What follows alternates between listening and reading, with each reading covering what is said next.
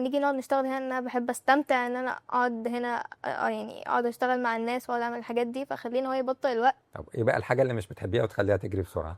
انا لو مني وقت المدارس ان هو يخلص بسرعه.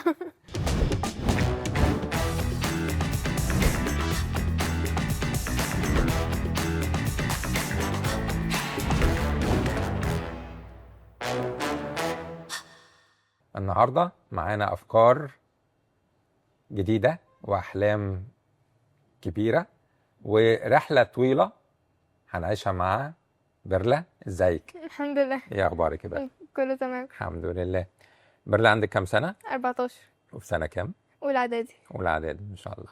بقالك قد إيه بقى بيرلا بتدرسي التكنولوجي؟ يعني داخله في 10 سنين ونص. 10 سنين ونص. ونص.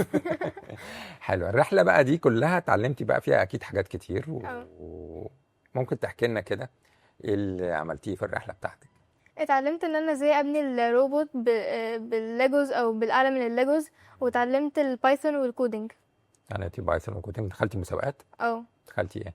دخلت الاي اي او، ودخلت الاف ال ال، ودخلت الروبوفيست. بس. طب ال10 سنين دول أنت شايفة التكنولوجيا اختلفت فيهم؟ كتير. إيه بقى؟ ان زي الاي اي اتطور كتير جدا، وبقى يعني بقى احسن عن الاول.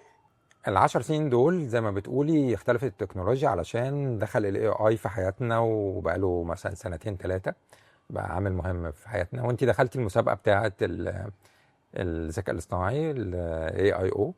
كنت أي تخصص فيهم؟ كنت في الكودينج. كودينج. انت بتكتبي كود ايه بقى؟ بالبايثون. بايثون. جميل. المسابقة ضافت لك ايه في حياتك وان انت تعرفي تكتبي كود بايثون وانت في السن ده؟ هو انا في الاول كنتش عارفه ان انا ازاي اكتب البايثون، بس لما دخلتها عرفت ان انا ازاي اكتب البايثون كويس جدا، وما بقتش بتلخبط هل فرق في طريقة تفكيرك وخلاكي مثلا مخك يترتب بطريقة منطقية ان انت تبتدي تعرفي تكتبي كود؟ يعني لما نيجي نعمل البايثون لازم نكون بنركز في الحرف، ان مثلا الحرف الواحد ممكن يبوظ الكودينج كله، فهو ده خلى عقل الواحد ان هو يركز في الكودينج. انت دخلتي روبوفيست ودخلتي فيرست ليكوليك. كان في ديزاين للروبوت وفي بروجرامينج وفي مشروع. ايه اكتر حاجة انت اهتميتي بيها في الثلاث حاجات دول؟ الروبوت ديزاين. روبوت ديزاين.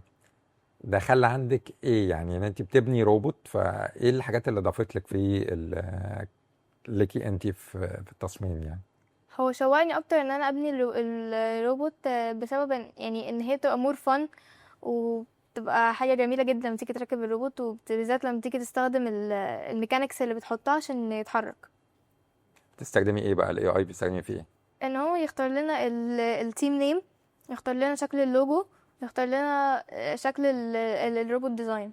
هل بتقولي له بقى ان انا عايزه انفذ ميشنز معينه فايه الديزاينر المفروض اللي ينفذ بيه الميشن دي، ولا بتقولي له ايه؟ يعني بقول له ان انا في عندي ميشن معينه، المفروض ان هو مثلا تبقى باسيف او موتورايزد، المفروض ان يبقى ليها ميكانيكس معينه او اتاتشمنتس معينه عشان اعرف اعمل بيها الديزاين للروبوت. بيرلا، انا عايزك تسحبي ورقه من دول كده وتقري السؤال ده. فيه اسئله عشوائيه وانت وبصوت عالي وتقولي لنا تجاوبي على السؤال ده. ماشي. طيب. طيب بيرلا، السؤال بيقول لك لو عملتي ابلكيشن يوقف الوقت، ماشي، ايه الوقت اللي تحبي تخليه يقف او يمشي بالراحه، وايه الوقت اللي تحبي تخليه يجري بسرعه؟ بطل الوقت ان احنا لما نيجي نقعد نشتغل هنا، انا بحب استمتع ان انا اقعد هنا، يعني اقعد اشتغل مع الناس واقعد اعمل الحاجات دي، فخلينا هو يبطئ الوقت. طب ايه بقى الحاجه اللي مش بتحبيها وتخليها تجري بسرعه؟ انا لو مني وقت المدارس ان هو يخلص بسرعه. هنا بتعلم وهنا بتعلم، ولكن طريقه التعليم هي اللي بتخلي البني ادم يحب الحاجه اللي بيتعلمها او لا. انت عايزه في وقت تعليم يجري بسرعه علشان مش حباه، وعايزه وقت تعليم يمشي بالراحه علشان حباه. شايفه ان زي ما التكنولوجيا اختلفت من 10 سنين لدلوقتي، كمان 10 سنين تانية طريقه وانت رايحه المدرسه ممكن يكون شكلها عامل ازاي؟ اكيد هيبقى شكلها اتطور جدا عن دلوقت. كل حاجه هتبقى اي اي، ممكن حتى يبقى في مدرسين هو اللي بيشرحوا اي اي، يبقى في سمارت بوردز هي اللي بتشرح. من دلوقتي مش هنستخدم الكتب ولا الكراسات، هنبقى نستخدم ايباد او اي ديجيتال ديفايس. والمدرس هيبقى هو ولا هيبقى فيرتشوال ولا هيبقى هيبقى فيرتشوال. ولا روبوت ممكن تلاقي روبوت قاعد جنبك في ممكن الديسك يبقى بتاعك؟ روبوت، ممكن يبقى روبوت او ممكن يبقى فيجوال. فيرتشوال. في حاجات اسمها ميتافيرس، وفي حاجه اسمها الفيرتشوال رياليتي، والتعليم عن بعد، وكل الكلام ده متهيألي شكل المدرسه هيكون اتغير، والشنطه المدرسيه مش هيكون فيها كتب. هيكون فيها ايه؟ هيكون فيها الديجيتال ديفايس بتاعتنا اللي احنا هنتعلم منها، وما اعتقدش هيبقى في حاجة تانية. وممكن ما يبقاش في مدرسه ويبقى بتعلم من البيت، ولا هيبقى برضو في مدرسه وهروح مدرسه؟ ممكن اكون متعلم من البيت عادي بالاي اي. اوكي. في الوقت ده هل هتحبي بقيه المواد الدراسيه بتاعتك اكيد. في الوقت ده؟ يعني لو اختلفت شكل المدرسه، الطلاب هيبقوا مستمتعين وهيدرسوا بطريقه احسن وهيتطوروا اكتر.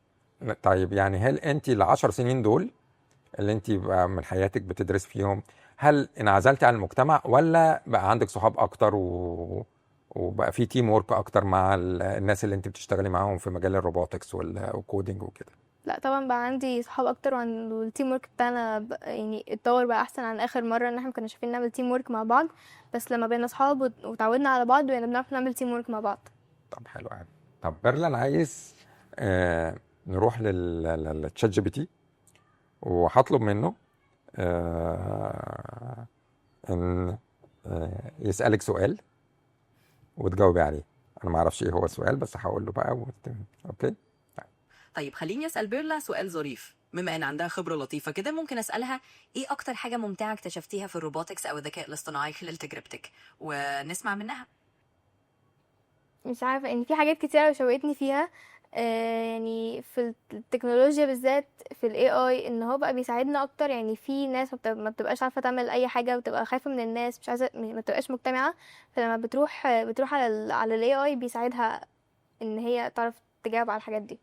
يعني انت شايفة ان الذكاء الاصطناعي والتكنولوجي بتخلق حياة اجتماعية اكتر؟ بيرلا، انت حابة تطلعي ايه؟ مهندسه اي اي. طيب حابة تقولي ايه للناس اللي لغاية دلوقتي في سنك وعندهم 14 سنة وما ابتدوش بقى التكنولوجي خالص لغاية دلوقتي، ما تعلموش اي حاجة؟ ان هما يبتدوا من دلوقتي لو هما عايزين يخشوا هندسه اي اي، ان هما يعني يتخشوا الروبوتكس او التكنولوجي من دلوقتي عشان يتعودوا عليها لما يكبروا ويعرفوا يعملوا اللي هما عايزينه. طب لو مش عايز يطلع مهندس، عايز يطلع كاتب مثلا او دكتور او حاجة، يدرس اي اي ولا لا؟ ممكن ندرس تكنولوجي، ان حد مثلا هيخش طب اكيد هيستخدم التكنولوجي وكده، فهو طبعا برضه لازم يستخدم التكنولوجي. ميرسي يا بيرلا جدا، ميرسي. وانا اتبسطت خالص ان معاكي النهارده، والافكار الحلوه بتاعتك دي كلها ملهمه للشباب كتير، ممكن ان هم يبقوا زي بيرلا ويبتدوا حياه التكنولوجي ان شاء الله. ميرسي يا بيرلا. ميرسي.